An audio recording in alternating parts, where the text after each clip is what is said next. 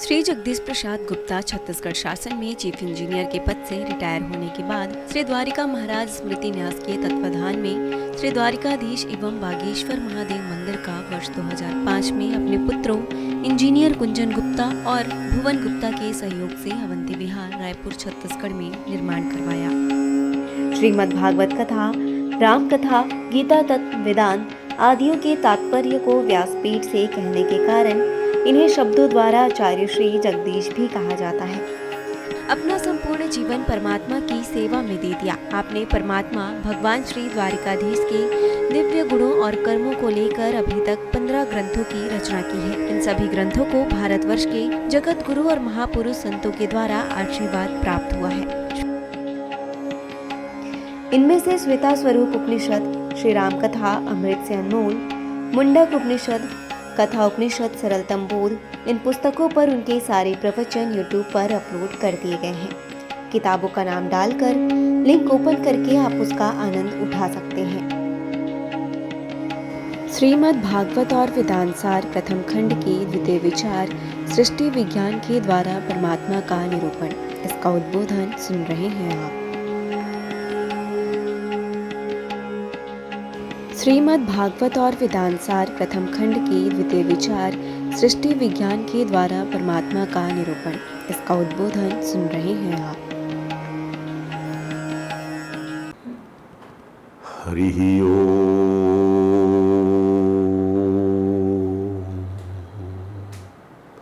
समं प्रशांतं सुमुखं दीर्घचारु चतुर्भुजं समान कर्ण विन्यस्त स्फुरन् मकराकृत कुंडलम् हेमांबरं घनश्यामं श्रीवत्सां श्रीनिकेतनं शंख चक्र गदा पद्म वनमाला विभूषितं नूपुरै विलसित पादं कौस्तुभ प्रभयायुतं द्युमत किरीट कटक कटिसूत्रांगद्युदं सर्वांग मनोहरं हृदं कृपा प्रसादेशनं सुकुमारम्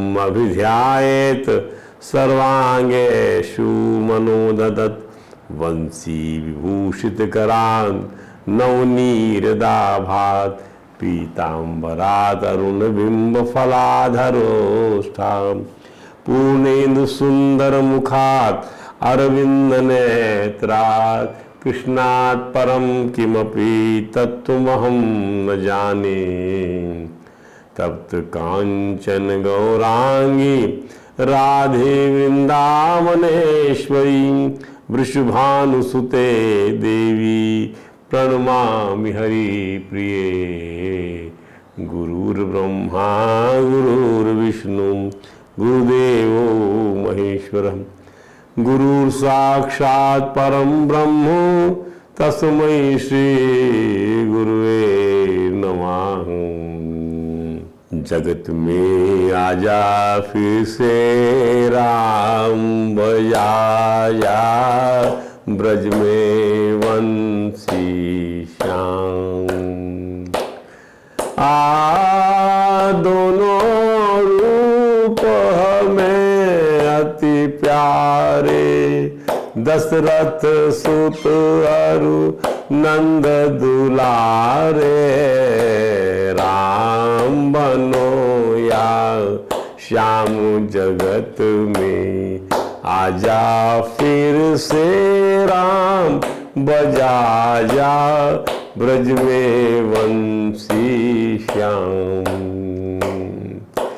चाहे वृंदावन में आओ चाहे अवधपुरी मन भाओ कहीं करो विश्राम जगत में आजा फिर से राम बजा जा ब्रज में वंशी श्याम। हरे राम राम राम हरे हरे, हरे कृष्ण कृष्ण कृष्ण हरे हरे, हरे राम राम राम हरे हरे, हरे कृष्ण कृष्ण कृष्ण हरे हरे, हरे राम राम राम हरे हरे, हरे कृष्ण कृष्ण कृष्ण हरे हरे। बोलिए परात्पर परम त्रिलोकी नाथ, भक्तवांछा कल्पतरु भक्त वत्सल कृपण वत्सल शरणागत वत्सल भगवान श्री द्वारकाधीश महाराज की जय। भगवान श्री बांके बिहारी लाल की जय। भगवान श्री रास बिहारी लाल की जय। भगवान श्री राधा दामोदर नाथ की जय। भगवान श्री राधा कृष्ण सरकार की जय। श्री सद्गुरु भगवान की जय। समस्त गुरु भगवान की जय। श्री चैतन्य महाप्रभु जी महाराज की जय। देवर्षि नारद जी महाराज की जय। भगवान श्री व्यास जी महाराज की जय। परम भागवत भगवान श्री सुखदेव जी महाराज की जय। जय श्री राधे, जय जय श्री श्याम। भगवान श्री कृष्णचंद्र के श्री चरणों में प्रणाम करते हुए श्रीमद् भागवत और वेदांत सार प्रथम खंड के द्वितीय विचार सृष्टि विज्ञान के द्वारा परमात्मा के निरूपण पर हम श्रीमद् भागवत के स्कंद 3 में कपिलाख्यान के तहत बातचीत कर रहे हैं। देवहूति जी तत्व ज्ञान प्राप्त करना चाहती हैं। भोग से वे निर्विण्णा हो चुकी हैं। उसकी संभावना से जो है उनको लगता है कि वे जो है अंधकार में गिर गई हैं। देखिए, इतना 9 पुत्रियां हुई, 9 रूप बनाकर करदम जी ने उनके साथ में भोग किया, लेकिन उनकी जो प्रस्तुति है, जो उनका अनुभव है, क्या कि मैं यानी इतना ये इंद्रियां जो भोग चाहती हैं कि मैं इससे जो है मैं नितराम मैं इनकी भूख कैसे शांत करूं। मेरे को मैं तो ऐसा लगता है कि मैं आत्मज्ञान मैं विस्मृत करते मेरा स्वरूप ज्ञान मुझ स्वरूप बोध का विस्मरण होता चला गया है। मैं आपकी शरण में आई हूँ। जिज्ञासया हम प्रकृति पुरुषस्य नमामि सद्धर्म विदाम वरिष्ठम। सदगुरु के चरणों में सभी को आना पड़ता है। देवी देवहूति की जिज्ञासा श्रेय साधन के लिए है। श्रेय साधन 2 प्रकार के साधन है, प्रेय और श्रेय। ये दोनों मनुष्य को आकर्षित करते हैं। जो श्रेय जो चुनता है उसका कल्याण होता है, और जो प्रेय का चयन करता है वह यथार्थ से समझ नहीं पाता, उसका पतन होता है। ऐसा कठोपनिषद में कहा है यमराज ने। इसी प्रकार की मनस्थिति यदि आपको याद हो तो भी संशयात्मक थी श्रेय के संबंध में। तो उसने भी भगवान की शरण को ग्रहण किया और निवेदन किया था कि प्रभु, मेरे स्वभाव में कायरता का दोष आ गया है। मैं अपने दोष का निराकरण करने में समर्थ नहीं हूं। ये दोष आ गया, कायरता का दोष। मतलब मैं मुकाबला नहीं कर पा रहा हूं, अपने स्वभाव को दबा नहीं पा रहा हूं। मैं सूरवीर तो हूं, मैं दुनिया से लड़ पा रहा हूं, अपने स्वभाव से नहीं लड़ पा रहा हूं। ये इसका अर्थ है। कार्पण्य दोषो पहत स्वभाव। कार्पण दोष हो गया मेरे स्वभाव को। मैं सूरवीर हूं ना, मेरे मुकाबले को धनुधर नहीं है, लेकिन मैं अपने स्वभाव से मारा गया हूं प्रभु। कायरता का दोष आ गया, मैं इसको कैसे मारूं, अपने स्वभाव कैसे दबाऊं। मैं धर्म के संबंध में मेरे चित्त में मूढ़ता आ गई है। दूसरा ये अवगुण आ गया मेरे अंदर में। यद श्रेय स्यात्, जो श्रेय है सर्वदा निश्चय करके वो श्रेय मुझे बताइए नाथ। मैं आपका शिष्य हूँ, आपकी शरण में हूँ, आपके प्रपन्न हूँ मैं। यही बात उन्होंने कहा। क्या कहा उन्होंने? देवहूति जी ने भी कि तम त्वा गताम शरणम शरण्यम, मैं आपकी शरण में हूं। यहां भी देखिए, शिष्यत्यम शाधिमाम त्वाम प्रपन्नम, मैं आपका, अर्जुन जी कह रहे हैं। तो एक प्राणी काम से विक्षुब्ध हो रहा है, कौन? देवहूति जी। एक प्राणी धर्म से विक्षुब्ध हो रहा है, अर्जुन, राजा अर्जुन। समाधान चाहे कामजन्य दोष का हो चाहे धर्मजन्य दोष का हो, सद्गुरु शरणागति की और गति नहीं है। भगवान श्री कृष्ण के द्वारा ज्ञान यज्ञ के माध्यम से तत्व ज्ञान प्राप्त करने की जो प्रचलित प्रणाली अर्जुन को बतलाई गई, राजा अर्जुन को, क्या प्रचलित प्रणाली है कि भाई आप गुरु के पास जाओ, जो ज्ञानी है, तत्वदर्शी है, उस महापुरुष के पास जाओ, भी आपको तत्व ज्ञान का उपदेश करेंगे। ये प्रचलित प्रणाली है। तद्विधि प्रणिपातेन परिप्रश्नेन सेवया उपदिशन्ति ते ज्ञानम, दे विल डिलीवर द ज्ञान, ज्ञानिना तत्वदर्शिना।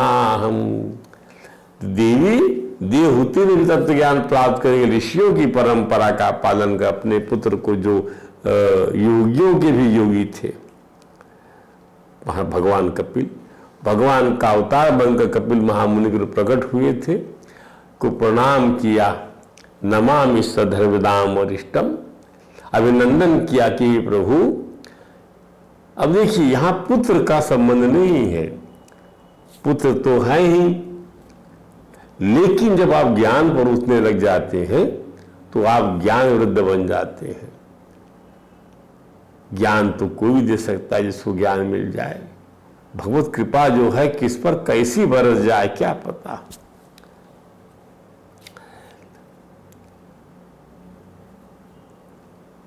तो भगवान कपिल ने देवहूति को जो तो प्रणाम किया देवहूति जी ने, और कहा प्रभु, संसार रूपी वृक्ष अर्थात संस्कृति अर्थात जन्म मृत्यु के बार बार उगाने वाले वृक्ष को केवल और केवल गुरु के ज्ञान से ही काट कर फेंका जा सकता है।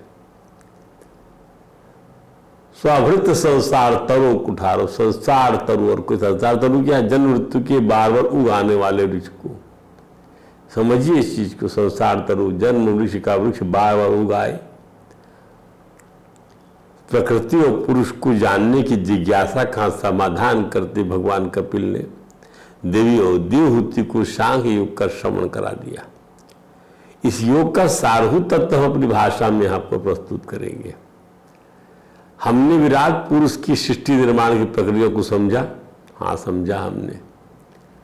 इसको अच्छे समझिए आप कि भगवान एक से कैसे अनेक बन गए, और जब अनेक बने प्रभु, एक से अनेक बने, तो जो अनेक बने, जो चिंगारियां बन गई, लेकिन वो एक बने रहे। वो एक की जरूरत सबको पड़ती रही, सब शून्य थे उस एक के बिना, किसी में कोई वैल्यू नहीं थी उस एक के बिना। आज भी एक के बिना कोई वैल्यू किसी की नहीं है। कोई अंकगणित का कितना बड़े से बड़ा अंक ले आइए, यदि एक हटा दिया जाए तो केवल शून्य है, शून्य है, शून्य है, शून्य, और एक लगा दिया जाए और आगे रहेगा एक, पीछे नहीं लगेगा, आगे लगेगा, तब देखिए क्या वैल्यू हो जाती है उस उन शून्यों की। उस परमात्मा को लेके चलेंगे तो शून्य भी जो है वहाँ अनंत गुना हो जाएगा। ये है विशेषता उस एक प्रभु की। प्रकृति के तुलनात्मक रूप को समझा हमने। इन सभी को भगवान कपिल ने मां देवहूति को जिस सरल ढंग से समझाया है, उसे समझकर हम अपना भी कल्याण कर पाएंगे। भगवान कपिल ने अपनी माता से कहा, जब इसका जवाब देते हुए कहा उन्होंने क्या कि मां, जो आध्यात्मिक योग है, आध्यात्मिक योग, ध्यान समझिए ध्यान से, मनुष्यों का कल्याण आध्यात्मिक योग से ही हो सकता है। जिन्हों का आत्यंतिक कल्याण की इच्छा है, उसका मुख्य साधन क्या है? आध्यात्मिक योग। उसका मुख्य साधन कोई भौतिक योग नहीं है, कसरती योग नहीं है, उसका साधन है आध्यात्मिक योग। एक ही टर्मिनोलॉजी में इन दो शब्दों के अंदर में आध्यात्म जोड़ दिया गया, अर्थात आत्मा का ज्ञान। आत्मा के जब ज्ञान आप करेंगे तो आप पाएंगे जो आत्मा है वही परमात्मा है, जो परमात्मा है वही हमारी आत्मा है।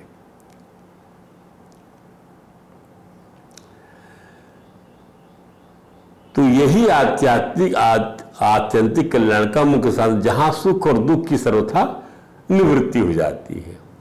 सुख और दुख खत्म हो गया। आत्यंतिक कल्याण का मुख्य साधन दिया हमने, आध्यात्मिक योग पकड़ लिया। अब कैसे खत्म हो जाएगा? सुख और दुख कहां तक, कैसे? सुख और दुख तो इंद्रियों का परव्यू है ना, सुख और दुख मन का परव्यू है ना, सुख और दुख। यदि मन ही निरुद्ध हो जाए बुद्धि में, बुद्धि निरुद्ध हो जाए आत्मा में, जो स्वरूप से ही निर्विकार है, कर्तृत्वहीन है, शुरू से ही, स्वभाव से ही गुण रहित है, फिर क्या पूछना है? फिर काहे का सुख और काहे का दुख रह गया? ये सब व्यवहार जन जितनी भी टेक्नोलॉजी है वह भी समाप्त हो जाएगी। ये है इसका अर्थ। तो भगवान कपिल का पहला श्लोक अपनी मां के लिए था कि मां, आपने मुझसे पूछा क्या जिज्ञासा किया आपने प्रकृति पुरुष के संबंध में, तो पहली बात समझ लीजिए कि आत्यंतिक कल्याण का मुख्य साधन आध्यात्मिक योग है। योगाध्यात्मिक पुंसाम मतो में मतो निह श्रेयसाय में अत्यंत्योपरतीर्यत्र दुखस्य च सुखस्य च। सुख दुख खत्म हो गया। इसी द्वंद्व को समाप्त करना है। द्वंद्व से रहित जो है अंतःकरण बनाना है। अंतःकरण जितना विशुद्ध बन जाएगा, बुद्धि जितनी निर्मल बन जाएगी, तभी ना उस निर्मल बुद्धि के अंतर्गत निर्मलता का ही व्यवहार होगा ना। जैसे जल निर्मल है, मिट्टी में मिला तो मिट्टी से सन गया तो कीचड़ बन गया। ध्यान दीजिए, स्वभाव तो उसका निर्मलता का था। तो भगवान कपिल इस उपदेश को समझने के लिए हम भगवान श्री कृष्ण के द्वारा उद्धव जी को दिए उपदेश को लेते हैं। इसको समझना है, थोड़ा विस्तार कर दे। इसी प्रकार से क्या कहा भगवान कृष्ण ने? भगवान कृष्ण ने कहा कि देखो उद्धव, आत्मा बद्ध है या मुक्त है, इस प्रकार की व्याख्या या व्यवहार मेरे अधीन रहने वाले सत्वादि गुणों की उपाधि से होता है।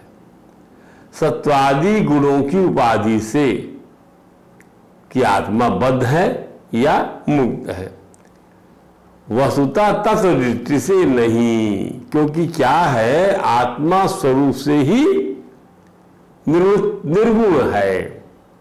ये पहला श्लोक कहा भगवान कपिल ने या भागवत में, प्रकृतिस्थो प्रकृतिस्थेपि पुरुषो नाज्यते प्रकृति जैर्गुणैः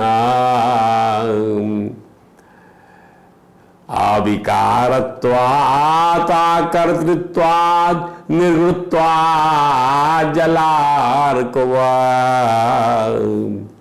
जैसे अर्कवत, जला अर्कवत, जल में अर्क माने सूर्य की परछाई पड़ जाती है तो सूर्य प्रभावित नहीं होता, उसकी शीतलता से, उसकी उष्णता से, उसकी लहरों से आदि आदि। परछाई के हिलने से सूर्य का क्या संबंध है? थोड़ी सूर्य हिल रहा है। तो बद्धो मुक्त की व्याख्या गुण तो बद्ध है या मुक्त है, गुण तो में ना वस्तुता है। ये मेरे अधीन रहने में मैं गुण तो मेरे गुणों की उपाधि से होता है आत्मा का बद्ध या मुक्त होना। वस्तुतः तत्व दृष्टि से तो आत्मा जो है सर्वथा गुण रहित है, क्योंकि सभी गुण माया मूलक है। गुणस्य माया मूलत्वात् न मोक्षो न बंधनम। कोई माया मूलक इंद्रजाल है, जादू खेल समान है। इसलिए आत्मा का न मोक्ष है न बंधन है, अर्थात न मेरा मोक्ष न मेरा बंधन। भगवान माने आत्मा। समझ दीजिए ध्यान से आप। वो इसी प्रकार से मोक्ष और बंधन किसका होता है? मन का होता है। मन एव मनुष्यानाम कारणम बंध मोक्षयोः, ये बताएंगे भगवान कपिल आपको। मन ही मनुष्यों के बंधन मुक्त का कारण है, क्योंकि लिंग स्वरूप का, लिंग शरीर का जो कर्ता धरता है वो मन ही है। मन में संस्कार की जमावड़े से वो मन सहित जो लिंग शरीर है वही आता जाता है सकाश से, चेतना के पराशक्ति के सकाश से आता जाता रहता है। इसलिए आत्मा में ना मेरे आपका आत्ममुक्त नहीं, बद्ध नहीं, ये सब लॉजिक गुणों के लिए है। आत्मा तो तत्व दृष्टि सर्वथा निर्विकार है। फिर समझाया भगवान उदाहरण देकर कि भाई क्या शोक मोह दुख सुखम दुखम देहापतिश्य माया। शोक मोह सुखम दुखम देहापतिश्य माया स्वप्नो यथा आत्मना ख्याति संस्कृति न तु वास्तवी। स्वप्न बुद्धि का विवर्त है। स्वप्न बुद्धि का, स्वप्न हो भासता रहता है आपको, आंखें बंद हुई स्वप्न आपको आता रहता है, कुछ भी दिखाई पड़ता है तो क्या है, बिना उसमें बिना हुए हुई भासता रहता है अपने आप, तो वो उसका विवर्त है, मिथ्या है कहने तत्पर्य है, भासता रहता है नहीं जबकि जैसे जल भासता है किसमें, थल पे, पर है नहीं, वैसे स्वप्न बुद्धि का, बुद्धि में स्वप्न भासता है जबकि है नहीं। वैसे शोक और मोह, सुख दुख, शरीर की उत्पत्ति और मृत्यु, यह सब संसार का बखेड़ा माया या अविद्या का पतित होने पर ही समझ में आता, वास्तव में है नहीं, क्योंकि आत्मा मरता नहीं। ध्यान दीजिए। तो शोक मोह सुखम दुखम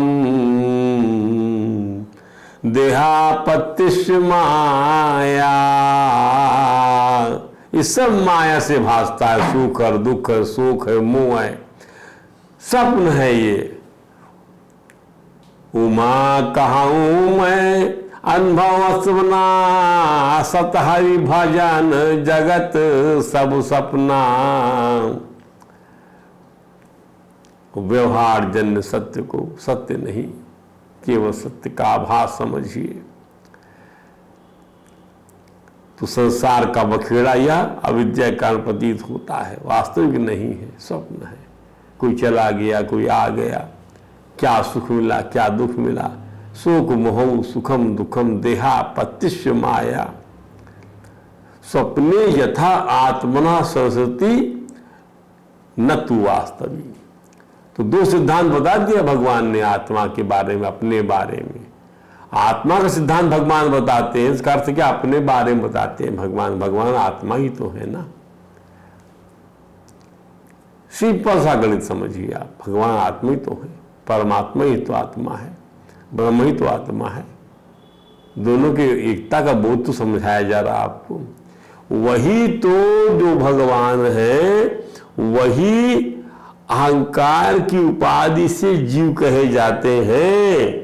और कहां से जीव बन के आ जाएगा, जीव बनेगा कैसे बताइए ना। भगवान ही अहंकार की उपाधि से जीव बन जाते हैं। इसको इतना सुंदर समझाया है श्रीमद् भागवत में। राजा जनक को योगीश्वरों ने, जब उनसे पूछा गया कि भाई जो परमात्मा और ब्रह्म कहते हैं, जो नारायण नाम से जाना जाता है, तो उसका ज्ञान क्या है।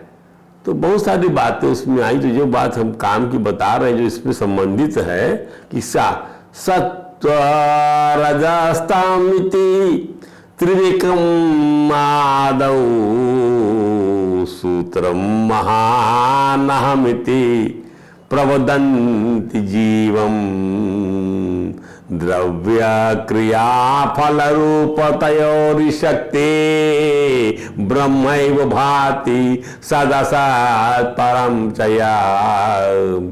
नारायण जो है ये नारायण है कि आप शुरू में केवल वही नारायण है। सत और रज और तम त्रिगुणात्मक प्रकृति को ग्रहण कर लिया उसने। संसार की सृष्टि के लिए वही ब्रह्मा बन गया, सृष्टि बनाने के लिए, पोषण के लिए वही विष्णु बन गया और संसार के वही रुद्र बन गया। त्रिगुणात्मक सृष्टि बन गई। अब वही जो है महतत्व रूप से बन गया, समष्टि का ज्ञान बन गया, समष्टि की क्रिया बन गया, क्रिया प्रधानों से उत्तरात्मा बन गया, ज्ञान प्रधानों से महातत्व बन गया और अहंकार की उपाधि धारण करने से वही जीव बन गया। और तो और द्रव्य, क्रिया, ज्ञान, फल रूप जो और क्या कहे, पदार्थ भी वही, ज्ञान भी वही, क्रिया भी वही, सत ब्रह्मैव भाति सतत, सत भी ब्रह्म, असत भी ब्रह्म, सब जगह वही उसकी शक्तियां ही व्याप्त हो रही। और क्या है क्या? तो श्री भगवान ने सूत्र दे दिया, आत्मा निरपेक्ष है, विशुद्ध है, स्वभाव आध्यात्म उच्यते, अर्थात देह के भीतर जो स्थूल सूक्ष्म कारण है इसको ठीक ठीक समझना, इस कारण का समीचीन ज्ञान प्राप्त करना और आध्यात्मिक ज्ञान प्राप्त करना, इस किसका, इस देह के भीतर स्थूल सूक्ष्म कारण है, इसको ठीक ठीक समझिए, इस कारण का समीचीन ज्ञान प्राप्त करिए। आत्मनीति आध्यात्म, यह भी कहा गया है जो शरीर के भीतर होता है वह आध्यात्म है। दूसरे शब्दों में अपने शरीर में अपनी इंद्रियों में, अपनी आत्मा में, अपने भीतर क्या क्या है, इन सभी को ठीक ठीक अनुभव कर लेने का या जान लेने का जो नाम है, नाम है वो आध्यात्मिक योग है। अर्थात हम यह समझ जाएं कि शोक होना, मोह होना, सुख का अनुभव होना, दुख का अनुभव होना, सब सब जैसा है। यहाँ तक कि शरीर के जन्म लेना, मरना, यह सब भी अविद्या के कारण प्रतीत होता, वास्तविक है नहीं, यह वास्तविक नहीं है, सही समझना चाहिए। वास्तविक होता तो हमेशा रहता, परिवर्तनशील ना होता, बदलता नहीं, हमारे पास ही रहता। फिर अनुभव क्यों होता है? यही मनोराज्य है। मन के गुणात्मक होने से यह अनुभव होता है, गुण उत्पन्न होगा, नष्ट हो जाएगा। मन गुणात्मक है। आत्मा को व्यवहार में ऐसा कहा जाता है कि वह कर्म बंधन में फंसा हुआ वह कर्म से मुक्त हो गया। सत्य तो यह है कि आत्मा सर्वथा अपरिच्छिन्न है, कर्म बंधन उस पर लागू नहीं होता। जो कुछ हो रहा है मन में हो रहा है, लिंग शरीर में हो रहा है। हम कभी हर्ष से फूल जाते हैं, कभी दुख से कातर हो जाते हैं, कभी कुप्पा हो जाते क्रोध से, ये सब मन का रोग है, बाहर के साथ से कोई संबंध नहीं, दूर दूर तक संबंध नहीं, ध्यान दीजिए। इसलिए यदि इसके स्वरूप को ठीक ठीक समझ लें तो हमारा दुख और सुख दोनों ही नहीं रहेगा। इसके स्वरूप को हम ठीक ठीक समझ लें, आत्मा के स्वरूप को, तो हमारा सुख और दुख नहीं रहेगा। जैसे आकाश से दो रूप होते, एक तो रात में अंधेरा होने पर, दूसरा दिन में उजाला होने पर, किंतु ना अंधेरा आकाश का रूप है और ना उजाला। उसमें कभी तूफान आ जाता है और कभी शांति हो जाती है, लेकिन तूफान हम दोनों से ही आकाश का कोई संबंध नहीं, दूर दूर तक। वेदांत के जानने वाले इसीलिए हृदय को हृदय आकाश कहते हैं। इसीलिए क्या कहलाता है हृदय? हृदय आकाश। इस संबंध में आगे विस्तार करेंगे। आज कथा को हम यही विश्राम देते हैं। बोले वृंदावन बिहारी लाल की जय।